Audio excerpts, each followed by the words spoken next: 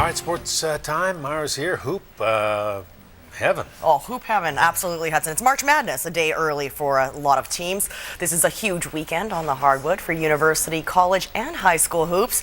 We're going to cover them all, but we'll start with the UVic Vikes men's basketball team, who are only one win away from advancing to the national championships. And the only thing standing between Craig Beaucamp's boys and the national tournaments is the Winnipeg Westmen. That's who the Vikes will face in their first game at the Canada West Final Four. UBC's War Memorial Gym is going to be a battleground for two teams. Their season will come to an end this weekend. The Vikes know what they will get with the Westmen. They faced them once in the regular season and lost by a single point. You know, there's no secrets, I guess. I mean, we've just got to do fundamental basketball, get back in defensive transition, try to limit their penetration. They got a very good point guard. And then, you know, do our best of just contesting shots and not giving second chance opportunities. And at the same time, on the offensive end, we got to put pressure on them at that end and make sure that, you know, they have to defend as well.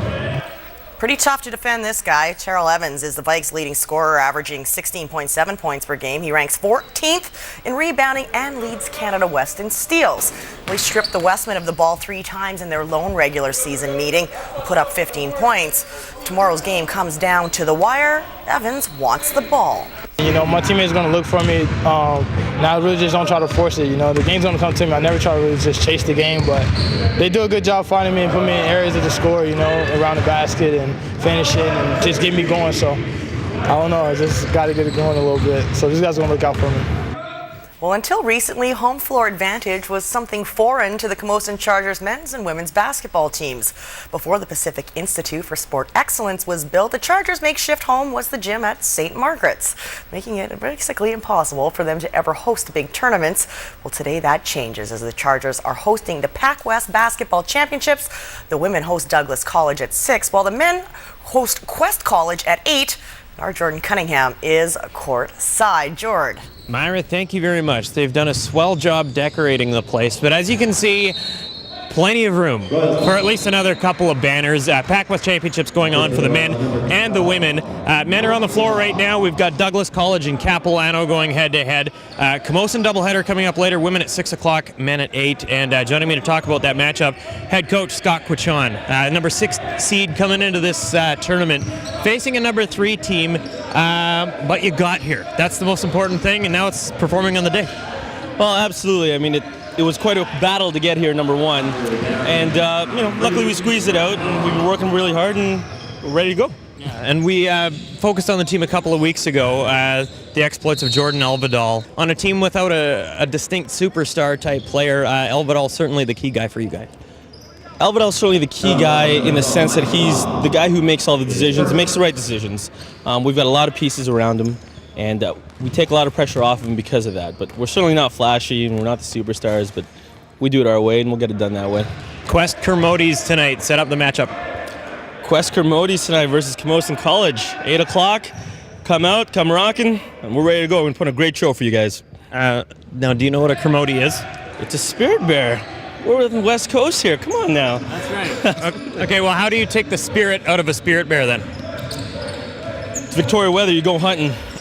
I think a 10-0 run to start this game would probably do it too. I'd agree with you. Let's go 12-0. Right on, Scott. Thank you very much. Best of luck for the women and the men tonight. And I urge everybody to come out 6 o'clock, 8 o'clock for the men. And Myra, we will have full highlights of both those games coming up tonight at 11.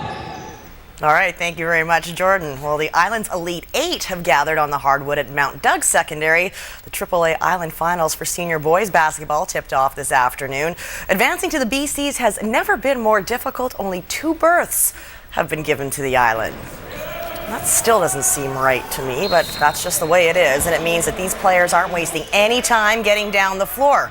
1 loss and you're relegated, making it impossible to go to the BCs. There's plenty of parity on the island this year, so there's no clear-cut favorite at the tournament. Claremont, Belmont, and Oak Bay are the big 3 from the south. Oak Bay ranked number 1 overall, but you can't count out Cowichan or Nanaimo's Dover Bay Dolphins. With basketball, you got to play the games. You may be ranked number 1 and 2, but you got to play the games to actually make sure that you move on. So it's going to be some high caliber basketball over the next 3 days, and it's well worth coming down to see. Well, the people of our province have voted and have named Willie Mitchell as BC's best athlete. The Pride of Port McNeill received a record 7,629 votes to earn the honor. He beat out an impressive list of athletes that included fellow Islanders Ryder Hejdahl and Olympic silver medalist Ryan Cochrane. Well, the Victoria Royals lost more than just their 7th straight game last night. They've also lost another one of their forwards for the foreseeable future. This is not pretty. Logan Fisher gets slammed into the boards by Lethbridge's Graham Hood. He was motionless on the ice for several minutes before being taken off on a stretcher. Now, Fisher did regain consciousness, was taken to hospital, later released that night. The team said he will be reevaluated by their medical staff over the coming days to determine a timeline for his return. I wouldn't expect to see him in the lineup this weekend against the Spokane Chiefs. So no call on that play either. But didn't really look like it was a dirty hit, but it's just scary when you see things like that. That just makes your blood run cold. Yes. All right. Good luck on the high school hoops. No, so much. Yeah. You bet. We'll take a break. We're running long. Adam has arts and lifestyle for you next.